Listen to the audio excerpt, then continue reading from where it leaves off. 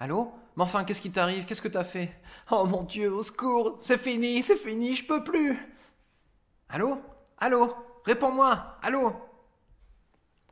Chapitre 7.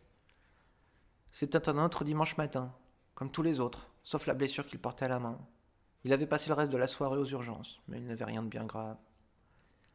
Il gara sa 205 sur le parking de la salle du royaume. Il prit la tour de garde, sa Bible et son livre de cantiques qui était sur le siège à côté de lui, sortit de l'auto qui sentait comme son appartement, comme son HLM, comme la petite salle secondaire. Il se dirigea la tête baissée vers l'entrée de la salle et essaya d'éviter les regards. Oh, frère Deltour, qu'est-ce qui t'est arrivé? T'as fait de la boxe? Salut Richard. Non, non, un petit accident. J'espère qu'il n'y a rien de grave, c'est un sacré bandage que t'as là. Tu vas bien sinon? Ouais, plus ou moins. C'est pas grave, une mauvaise passe. Ah, je sais ce que c'est, Gabriel. Moi aussi, je passe par là souvent. Tu sais, c'est le mal du siècle.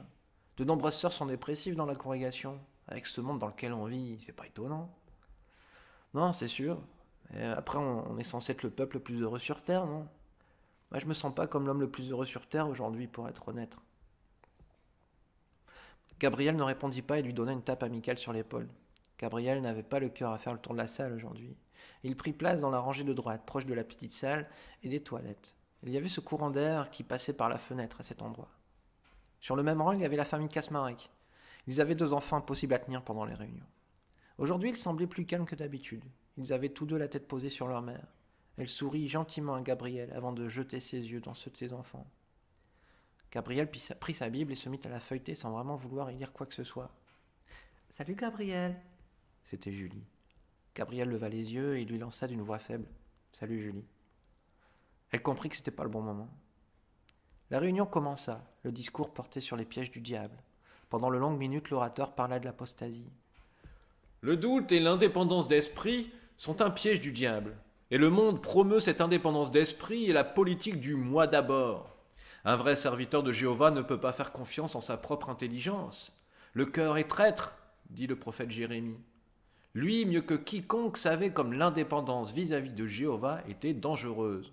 Son peuple avait suivi de faux dieux, fait des alliances avec d'autres pays et avait ainsi rejeté leur Créateur.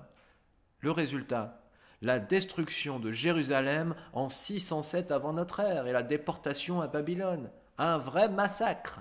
Combien de vies ont été perdues en ces temps-là à cause de l'indépendance d'esprit? Que se serait-il passé s'ils s'étaient repentis et avaient accepté la parole de Jéhovah donnée par les prophètes Isaïe et Jérémie, entre autres? Sans aucun doute, comme à Ninive, Jéhovah aurait pardonné ceux qui se repentent. Il les aurait accueillis à bras ouverts. Mais non, ils ont décidé de le rejeter avec les conséquences que l'on connaît bien. De même, le but des apostats est également de faire chuter les serviteurs fidèles de Jéhovah, en leur insufflant sournoisement un esprit d'indépendance vis-à-vis de Jéhovah et de son organisation terrestre. Il nous faut à tout prix les éviter, et éviter ceux qui, même au sein de l'organisation, sont critiques vis-à-vis des décisions de l'esclave. Laissez les apostats baigner dans leurs excréments, et tenez ferme, ne laissez jamais le doute vous éloigner de lui. C'en était trop. Gabriel se leva pour aller aux toilettes. Elles lui servirent de refuge le reste du discours. Il ne pouvait pas en sortir tant que cet homme déblatérait sur les doutes, et les gens qui, devaient bien l'admettre, se posaient des questions comme lui. Il avait peur qu'un frère ne remarque son absence. Au bout de quelques minutes, il décida de regagner sa place. Son visage était rouge, ses poings serrés, sa mâchoire crispée. Il comprenait maintenant qu'il souffrait. Ces quelques doutes, ces quelques questions l'avaient transformé en un ennemi de la vérité, un apostat. Pourtant, il ne voulait pas l'être. Il voulait être fidèle. Il aimait la congrégation, il aimait et respectait l'ordre théocratique, mais l'aimait-il vraiment? N'avait-il pas perdu sa foi en l'organisation quand les anciens lui avaient parlé si durement? Non, ce n'était qu'humain. Il n'était pas là pour les humains. Il était là pour Dieu. Mais Dieu, Jéhovah, approuve-t-il cette attitude? Était-ce vraiment le paradis spirituel? Et toutes ces sœurs dépressives, tous ces enfants qui passaient par la petite salle, et tous ces frères qui suivaient Dalari comme le Messie, et ces enseignements tordus sur 607, l'esprit, le petit troupeau.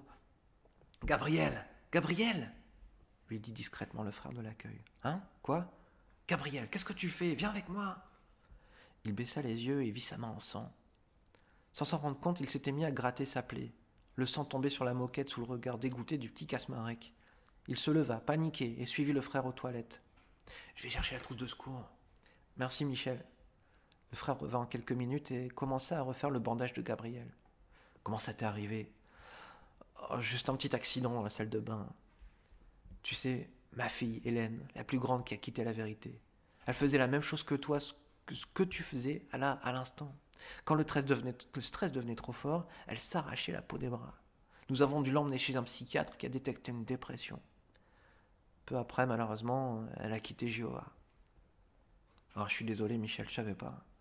Tu sais, je pense que tu devras en parler aux anciens. Les psychiatres manipulent les gens. Ils veulent nous faire croire que la dépression est causée par la vérité. C'est faux, et tu le sais. Nous sommes le peuple le plus heureux du monde. Parle-en à Richard ou à Dalary.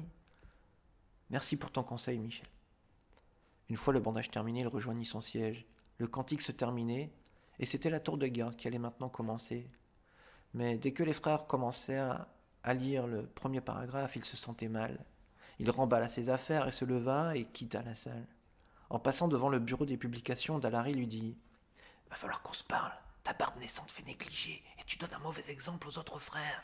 Si tu espères avoir des responsabilités... » Gabriel n'était pas prêt à écouter les conseils de frère Dalary. Il repoussa sa main qui lui tenait le bras et sortit de la salle. L'air frais en dehors lui fit du bien. Il se sentit régénéré et pendant quelques minutes oublia le mal-être qu'il avait oppressé. Il monta dans sa 205, s'arrêta sur le chemin pour acheter un paquet de frites sur la Grand Place et rentra chez lui dans sa banlieue moisie qui, bizarrement pour une fois, semblait gaie sous le soleil de fin d'été.